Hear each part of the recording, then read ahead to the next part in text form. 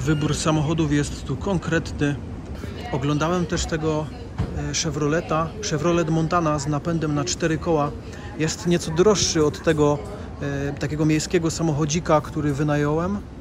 Być może zajdzie taka potrzeba, że tego Chevroleta będzie trzeba pożyczyć, ale wypożyczyłem najpierw ten miejski samochód, żeby sprawdzimy najpierw, bo może ogarniemy to właśnie tym małym pyrtkiem, no ale jak nie ogarniemy, to przyjedziemy tego pożyczyć. No i fajna opcja tu jest, ogólnie tych samochodów jest tu naprawdę dużo. Tu właśnie przy biurku załatwiamy z panią wszystkie potrzebne formalności. Wszystko na translatorze, niestety bez języka angielskiego, ale ogólnie dobrze się tu czuję, jakby bezpiecznie.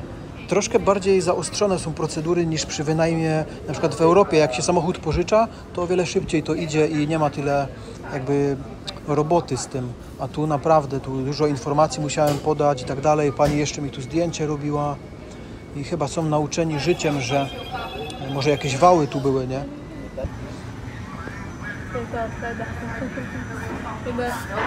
Saiu ele pagou 3.353.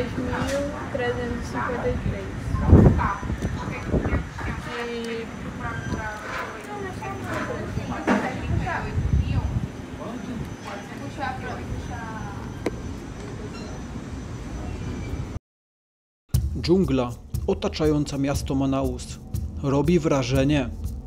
Przytłaczający ogrom lasu. Lasy deszczowe Amazonii to największe lasy deszczowe na świecie. Jest tutaj niewiele dróg, ale jedną znalazłem.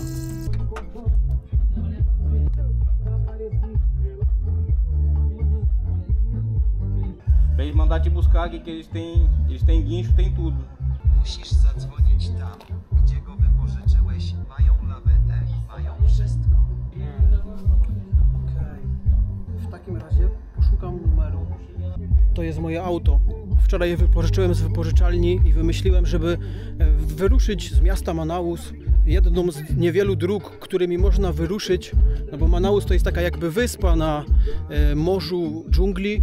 No i jechałem około 100 km, cały czas bez problemu to auto działało i zepsuło się na drodze, ale miałem takie szczęście, że ono się zepsuło jakby, kiedy wjechałem, tu jest taka ala granica, że trzeba przejechać tam i tu się trzeba zatrzymać i pan sprawdza dokumenty i tak dalej. I przyjechałem i to auto zgasło w tym momencie, jak podjechałem pod ten daszek, nie?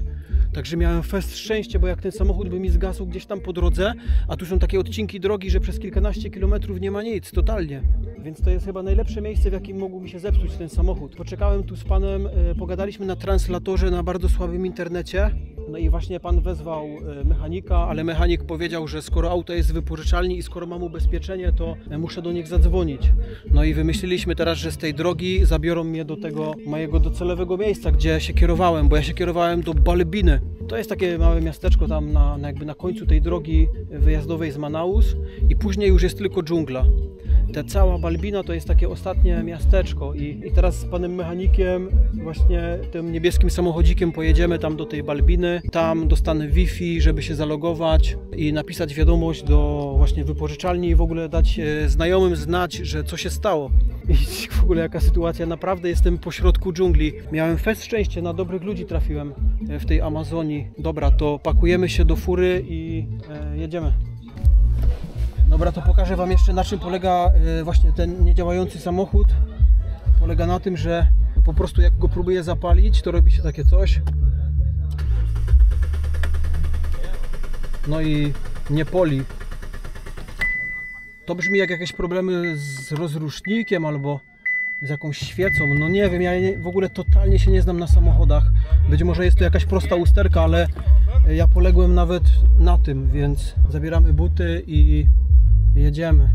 Panowie tu sugerują, że problem może być związany z automatyczną blokadą samochodu, który próbuje oddalić się zbyt daleko od miasta. No bo ten Manaus, tak jak wiecie, to jest taka wyspa w środku dżungli i to może jest zabezpieczenie przed tym, żeby nie kradli samochodów. I to by się zgadzało, bo tu jest właśnie taka granica. No i mi się ten samochód tu zatrzymał po prostu i nie chce odpalić już. I próbujemy się skontaktować z tą wypożyczalnią, aby sprawdzić, czy o to chodzi właśnie w tym problemie. Wow. Obrigado. Jeśli problem z moim samochodem jest związany z przekraczaniem tej granicy i automatyczną blokadą, to może spróbujemy przepchać ten samochód w tamtym kierunku i spróbować, czy zadziała. Baseado em GPS. Então vamos tentar empurrar meu carro nessa direção e tá. Provavelmente o carro de vocês tem um sistema. Stop, stop. O, no. Okej.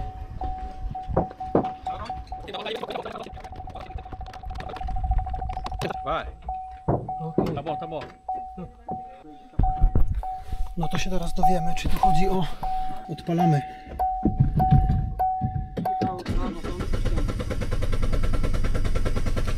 Kurde. Obrigado, boss. Bye. No niestety to nie rozwiązało naszego problemu, także ślepo ufając ludziom, którzy pomogli mi pomóc, pakujemy się do fury i zostawiamy auto na granicy. I jedziemy do miasteczka Balbina.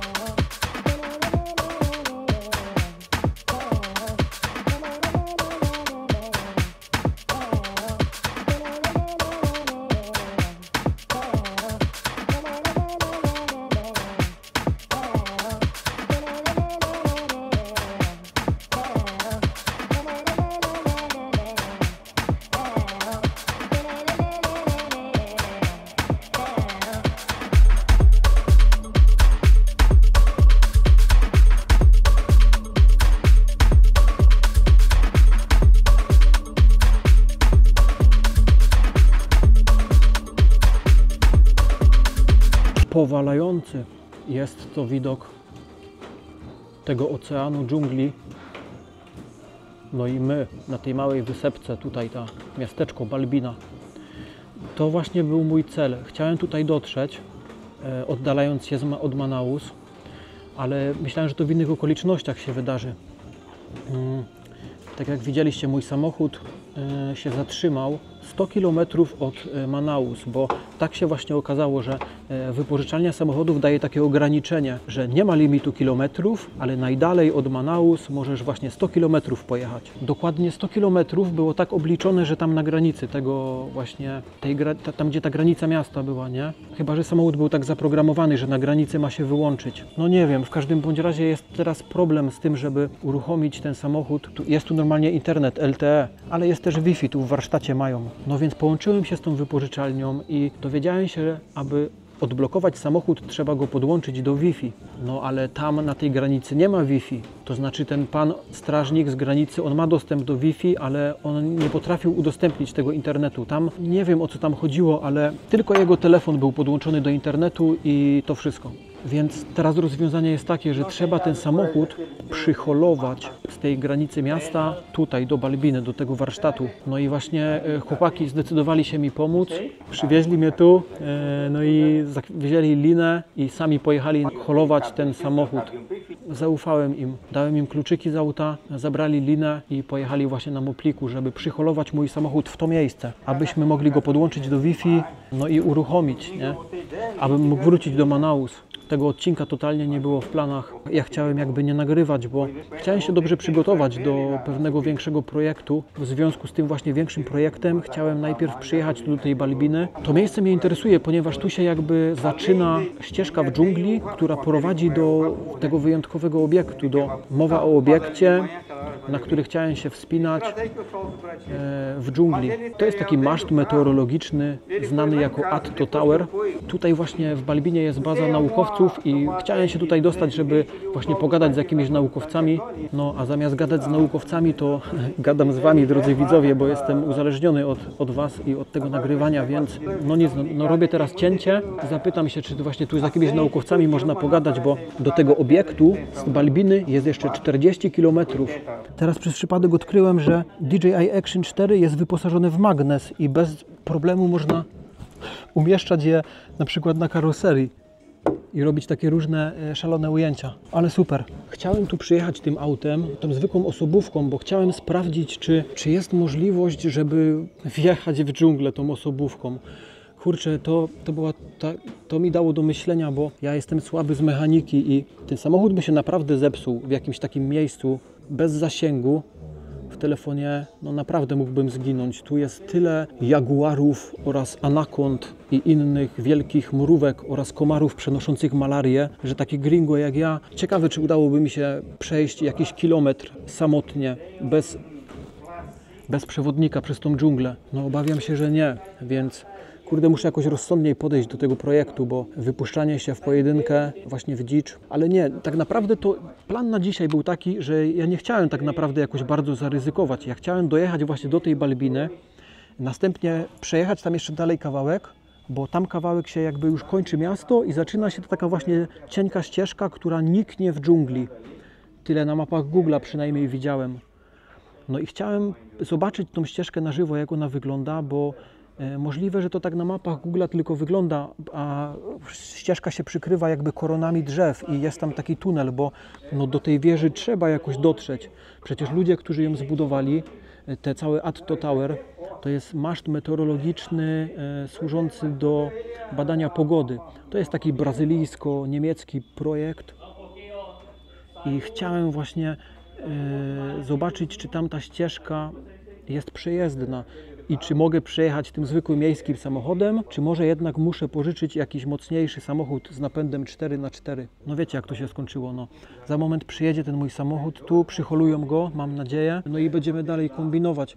Możliwe, że kiedy mój samochód zostanie odblokowany, no to zlitują się i pozwolą mi jeździć po tej Balbinie, bo ja tylko po to w zasadzie wypożyczyłem ten samochód. No dobra, jeszcze po to, żeby jeździć do sklepu, po moją ulubioną pulpę z Asai, ale tak naprawdę to jest najważniejsze. To jest taki mój, to jest jeden z moich projektów roku, właśnie te całe Atto Tower i no jestem tu już tak blisko, jestem 40 km w linii prostej od tej wieży. Podniosłem przed chwilą drona, aby sprawdzić, czy widać tą wieżę, ale no nic z tego, 40 km to jest za dużo, żeby na szerokim kącie z tego małego dronika to zobaczyć. No więc co teraz? W ogóle widzę, że jakieś dziwne niebo się robi, to wygląda jakby tam zaraz miało coś lunąć, jeszcze by tego brakowało. No i też czas mi się kończy, bo jest godzina 3:30, a tutaj o 18 już jest zachód słońca, czyli tak naprawdę już nawet w tym momencie jestem spóźniony, żeby wracać do Manaus. Powinienem czym prędzej wsiadać w samochód i wracać do miasta, bo jak się zrobi ciemno, to powrót tą drogą, którą ja tu przyjechałem, te 100 km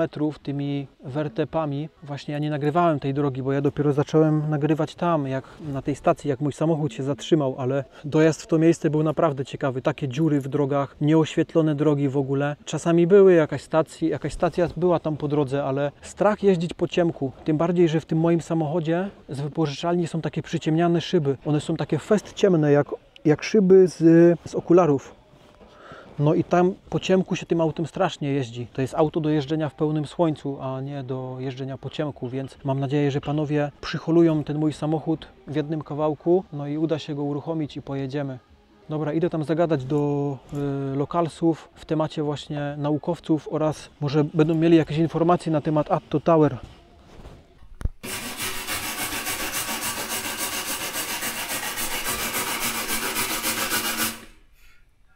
Widzę, że pan tu dziura w baku, ubytek. No i się nie kupuje nowego, tylko się reperuje stare. Właśnie fach w ręku, specjalne narzędzia. To jest życie. A nie tak jak my przyzwyczajeni w Europie, że tylko, wiecie, od razu nowe kupić, nie? To jest taką ala lutownica jakby. To wygląda jak cyna, a to jak lutownica. A to pewnie będzie kalafonia. Zestaw małego gringo, woda z kokosów, krem do opalania, ręcznik papierowy, no i oczywiście spray na komary przenoszące różne choroby. Jeszcze buty i tam jakieś graty do filmowania, no i długie rzeczy na zmianę. Miałem w samochodzie w razie właśnie jakiejś awarii. Mam pytanie, czy słyszeliście o wielkiej antenie? Jest to wielka wieża, która znajduje się w dżungli, 40 km od miasta Balbina. Jest to wieża, którą zbudowali naukowcy do badań. Czy słyszeliście o tym? Grande torre localizada na selva a 40 km da cidade. Czy jest jakaś droga, która prowadzi do tej wieży? Existe alguma estrada que leva a esta torre? Porto da Morena e de lá segue de barco. To się nastawi stację benzynową Morena, a stamtąd idziemy się do baru. I okej.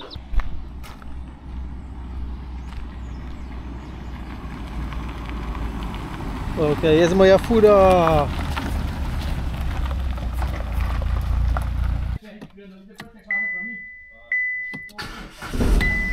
Wow! Za pierwszym razem. Dobrze.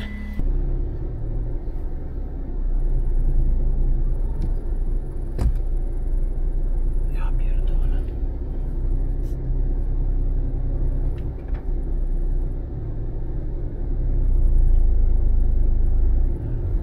Kurczę, jestem teraz w takim miejscu, że aż mnie nosi, żeby coś pokręcić.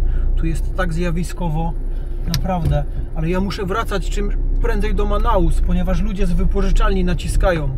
Oni odblokowali mi tego GPS-a, że ten samochód działa, ale w każdej chwili mogą go zablokować, bo są zaniepokojeni właśnie tym, że tak daleko się oddaliłem.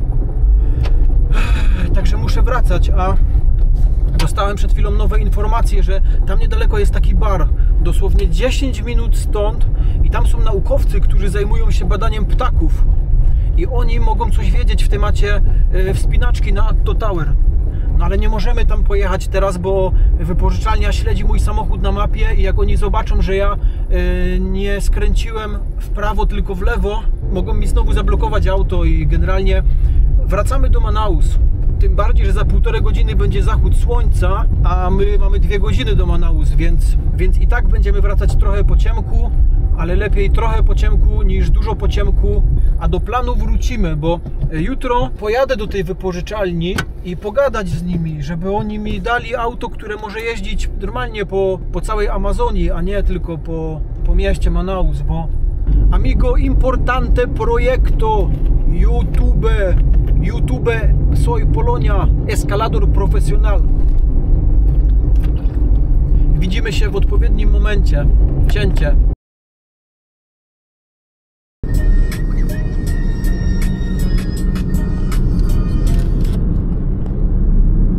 Jest git. Dojechałem do miasta. Do hotelu jeszcze 11 minut, także nie chwalę dnia albo nie mówię hop, dopóki nie przeskoczyłem. Cięcie. Szukanie oraz sprawdzanie tej ścieżki, która niknie w dżungli, to i tak by nic nie dało, ponieważ dotarłem właśnie do informacji, z których wynika, że tamta ścieżka na pewno nie prowadzi do wieży Atto Tower. Aby dostać się do tej wieży, trzeba jakby zaatakować od innej strony.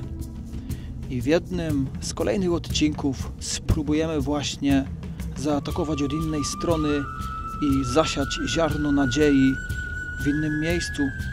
Także dziękuję za wytrwanie do końca i pozdro.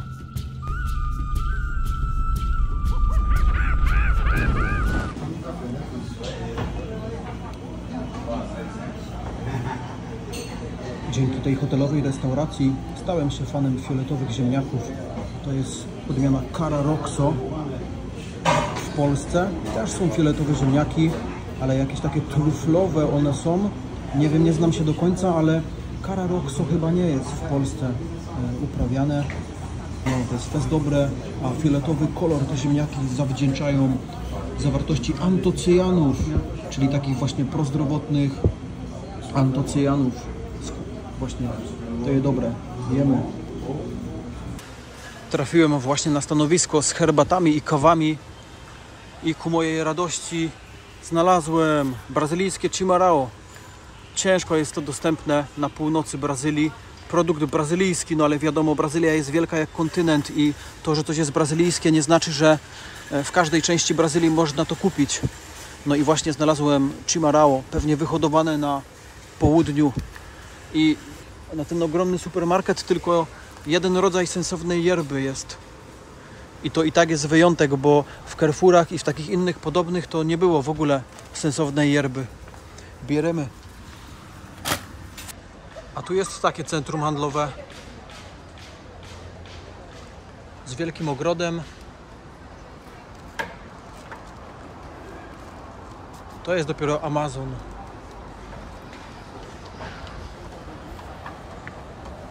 Tak, i tu kilka pięter właśnie sklepów.